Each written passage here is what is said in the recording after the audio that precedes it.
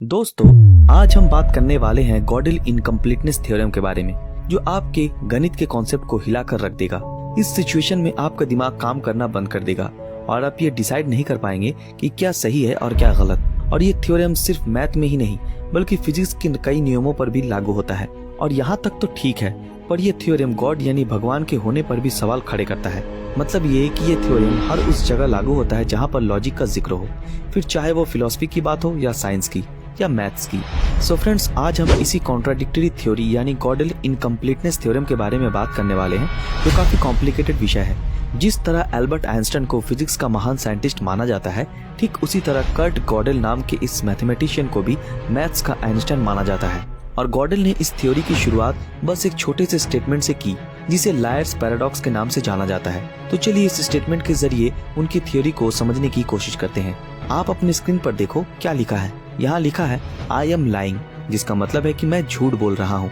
ये कोई मामूली सा स्टेटमेंट नहीं है, ये अपने आप में ही एक मतविरोध का जन्म देता है। पर ऐसा क्यों? क्योंकि अगर ये स्टेटमेंट सही है तो मैं सच बोल रहा हूँ, मतलब मैं झूठा नहीं हूँ। I am not liar. और अगर ये स्टेटमेंट सही है तो इसका मतलब ये कि इसमें जो शब्द लिखे हैं वो भी सही होने चाहिए। और इसमें क्या लिखा है कि आई एम लाइंग, मतलब मैं झूठ बोल रहा हूँ। और फिर अगर आप ये मान लें कि ये स्टेटमेंट गलत है, तो इसमें जो लिखा है यानी आई एम लाइंग यानी मैं झूठ बोल रहा हूँ, इसका मतलब ये कि ये स्टेटमेंट तो सही है। इससे ये साबित होता है कि आप इस पैराडॉक्स से बाहर आ ही नहीं सकते, क्योंकि दोनों ही सिचुएशंस में आप खुद एक मतविरोध यानी कॉन्ट्रडिक्शन में फंस जाएंगे और आप कभी भी ये नहीं कह पाएंगे कि क्या सही है और क्या गलत। और मैथ्स की दुनिया में जब भी हम ऐसे स्टेटमेंट को ट्रू या फॉल्स प्रूव नहीं कर पाते, तब ऐसे सिचुएशन को हम कहते हैं इनकॉन्सिस्टेंसी। और गॉडेल इसी चीज को मैथमेटिकल फॉर्म में अरेंज करना चाहते थे और इस लायर पैराडॉक्स को एक कंसिस्टेंट रूप देना चाहते थे।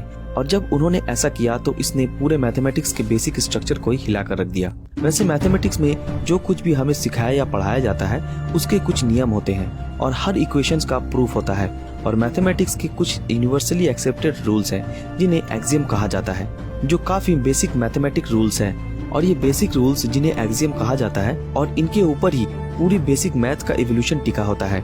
और सबसे बड़ी जो बात है कि इन बेसिक फैक्ट्स में कोई मतविरोध नहीं होता, मतलब ये रूल्स जो है वो सही है। और इससे ये बात साबित होती है कि मैथमेटिक्स सब्जेक्ट खुद में ही एक कंप्लीट सब्जेक्ट है और इसमें हर चीज के प्रूफ होते हैं। बिना प्रूफ के मैथ का कोई महत्व ही नहीं। और मैथ्स की बुनियाद है ये बेसिक फंडामेंटल फैक्ट्स, जिन्हें एक्सियम कहा जाता है। लेकिन इस गलतफहमी को गॉडेल की इनकम्प्लीटनेस थ्योरम ने पूरी तरह से झुठला दिया। उनका कहना था कि भले ही ये एक्सियम मैथमेटिक्स की बुनियाद है, लेकिन वो भी अभी खुद कंप्लीट नहीं है, वो खुद भी इनकम्प्लीट है। और कोई भी सेट ऑफ एक्सियम खुद की स्थिरता को प्रूफ नहीं कर सकते। चलिए इसे एक एग्जाम्पल से समझने की कोशिश करते हैं। कल्पना कीजिए कि आपके पास दुनिया का सबसे ताकतवर सुपर कंप्यूटर मौजूद है, ठीक वैसे जैसे क्रिश मूवी में ऋतिक रोशन के पास था। और ये कंप्यूटर भी हमें वही आउटपुट देता है जो हम इसमें इनपुट करते हैं। और इस आउटपुट रिजल्ट को देने के लिए वो कुछ रूल्स को फॉलो करता है, जो उसके एल्गोरिथम में डिजाइन किए गए हैं। और ये इनपुट आउटपुट कुछ भी हो सकते हैं, चाहे वो डिवीजन हो या मल्टीप्लिकेशन। और सबसे इम्पोर्टेंट जो बात यहाँ काम आती है वो है, यहाँ टाइम और एफिशिएंसी की कोई कमी नहीं है। यानी हम इस सुपर कंप्यूटर को कुछ इंस्ट्रक्शन देते हैं तो वो अपने रूल्स को फॉलो करते हुए हमें रिजल्ट देता है, चाहे उसमें कितना भी वक्त लग जाए, चाहे हजारों साल क्यों न लग जाए। अब हम इसको इनपुट देने वाले हैं। दोस्तों, हम सब तो ये जानते हैं कि प्राइम नंबर्स क्या होते हैं। ऐसे नंबर्स जो 1 से डिवाइड होते हैं और खुद से डिवाइड होते हैं। अगर हम ऋतिक की उस कंप्यूटर को नंबर n देते हैं और उसे ये इंस्ट्रक्शन देते हैं कि ये डिसाइड करे कि ये नंबर प्राइम है या नहीं, और इसके लिए आपको उस कंप्यूटर को बताना होगा कि उस n नंबर को 1 से लेकर n-1 के बीच जितने भी नंबर्स है उनसे डिवाइड करे। और इसी बीच अगर वो 1 से लेकर n-1 के बीच किसी नंबर से डिवाइड नहीं होते, तो इसका मतलब ये कि वो नंबर प्राइम है। और ये आंसर कंप्यूटर हमें सही सही दे देता है। लेकिन इस पर गॉडेल का ये कहना है कि भले ही हमने कंप्यूटर को कोई सिंपल सा इक्वेशन दिया हो, लेकिन ये सुपर कंप्यूटर इसका प्रॉपर आंसर कभी भी नहीं दे पाएगा। मतलब इसमें कुछ ऐसी स्टेटमेंट्स जन्म लेंगी जिसको ये कंप्यूटर कभी भी प्रूफ नहीं कर पाएगा कि ये स्टेटमेंट सही है या गलत। और अगर हम इस चीज का जवाब डॉक्टर गॉडेल से जाकर पूछेंगे, तो वो इसका प्रॉपरली आपको प्रूफ करके बता पाएंगे कि ऐसी स्टेटमेंट हमेशा से ही एग्जिस्ट करती है। हम जितना भी कोशिश कर लें, लेकिन ऐसी स्टेटमेंट जन्म लेंगी ही। और इससे ये बात साबित होती है कि आप चाहे किसी क्वेश्चन को सॉल्व कर भी लो, तो भी एक नई कॉन्ट्राडिक्टरी स्टेटमेंट जन्म लेंगी और हम ये कभी डिसाइड नहीं कर पाते हैं कि वो सही है या गलत।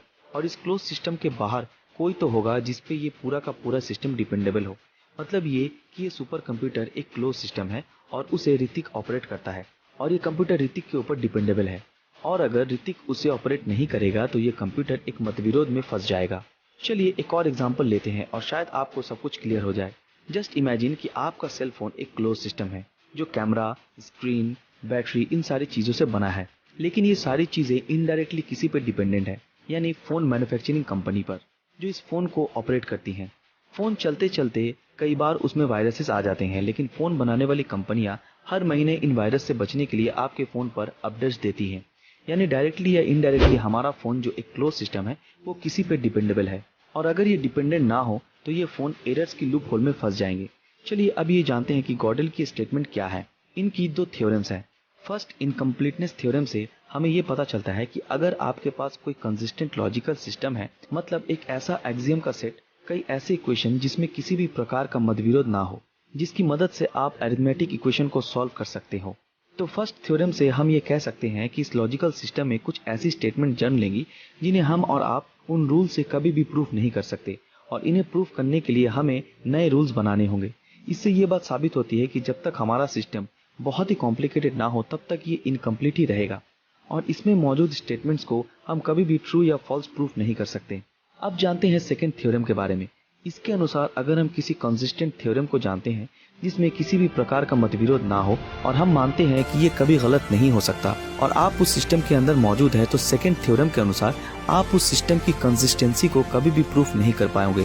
चलिए इन्हें एग्जाम्पल से समझते हैं। जैसे हम ये पढ़ते आए हैं कि दो पैरेलल लाइंस कभी भी खुद को इंटरसेक्ट नहीं करते, और हम ये कह सकते हैं कि वो इन्फिनिटी पर जाकर मिलती है। लेकिन इस स्टेटमेंट में एक मतविरोध यानी कि कॉन्ट्राडिक्शन पैदा होती है। वो क्यों? क्योंकि हम एक क्लोज सिस्टम से ही इस स्टेटमेंट को प्रेडिक्ट कर रहे हैं, लेकिन हम कभी ये प्रूफ नहीं कर सकते कि हम सही बोल रहे हैं या गलत।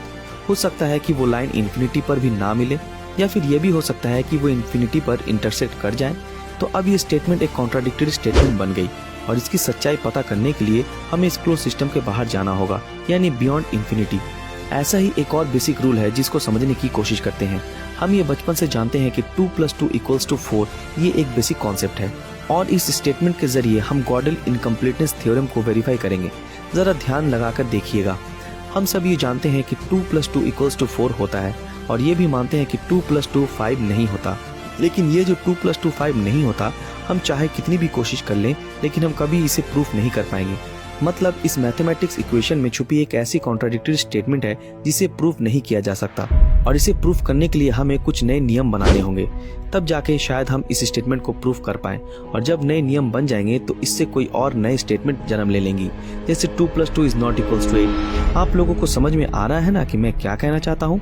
यानी कि हम इस क्लोज सिस्टम में रहकर 2 + 2 ≠ 5 को प्रूफ नहीं कर सकते, तो हम 2 + 2 = 5 इसको गलत भी साबित नहीं कर सकते। तो अब शायद आप लोगों को ऐसा लग रहा होगा कि यहाँ पर कोई इनकम्प्लीटनेस है, और मैथमेटिक्स में ये एक तरह का लायर पैराडॉक्स बन जाता है। मतलब इस इनकम्प्लीटनेस को पूरा करने के लिए हमें इस क्लोज सिस्टम के बाहर जाना होगा, और हमें मैथ्स के बियॉन्ड सोचना होगा। ठीक इसी तरह एक और फैक्ट जो हम जानते हैं कि लाइट की स्पीड वैक्यूम में कांस्टेंट होती है, और जिसकी वैल्यू है 3 लाख किलोमीटर प्रति सेकंड। लेकिन गॉडल के थ्योरम के अनुसार ये स्टेटमेंट इनकम्प्लीट है, क्योंकि वैक्यूम के अंदर रहकर हम इसकी कंसिस्टेंसी को प्रूफ नहीं कर पाएंगे। मतलब कभी ये प्रूफ नहीं कर सकते हैं कि ये फैक्ट सही है या गलत।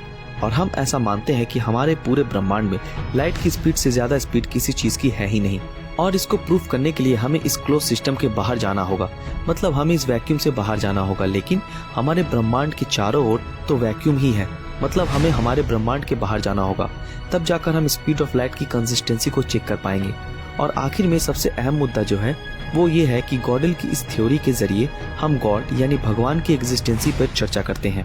हम सब ये मानते हैं कि भगवान यूनिवर्सल है, यानी हर जगह मौजूद है।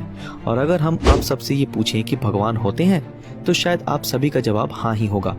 लेकिन गॉडल की इनकम्प्लीटनेस थ्योरी के अनुसार हम अगर इसकी जांच करें तो ये पाएंगे कि हम ये कहते हैं कि भगवान इस यूनिवर्स और इस धरती के कण कण में मौजूद है, और ये एक क्लोज सिस्टम है, और हम इस क्लोज सिस्टम के अंदर रहकर भगवान के होने या ना होने को कभी भी प्रूफ नहीं कर सकते, और इस बात में हमेशा एक मतविरोध बना ही रहेगा। इसके बियॉन्ड अगर कोई मौजूद होगा तब जाकर हम इसे प्रूफ कर पाएंगे, जो कि हम कभी कर नहीं सकते। तो देखा आप लोगों ने, गॉडल की इनकम्प्लीटनेस थ्योरी हमें कैसे बताती है कि जिन फैक्ट्स के आधार पर पूरी मैथ की दुनिया टिकी है वो खुद भी इनकम्प्लीट है। और कुछ स्टेटमेंट को तो हम प्रूफ ही नहीं कर सकते कि ये सही है या गलत, यानी कि हमारी मैथमेटिक्स पर गॉडल की ये इनकम्प्लीटनेस थ्योरी एप्लीकेबल है। फ्रेंड्स, आज के लिए बस इतना ही। अगर आपको इस विषय में थोड़ा सा भी डाउट है तो इस वीडियो को दोबारा से जरूर देखें और अपनी राय नीचे कमेंट में जरूर बताएं। दोस्तों, आज की हमारी ये वीडियो आप लोगों को कैसी लगी हमें कमेंट में जरूर बताएं।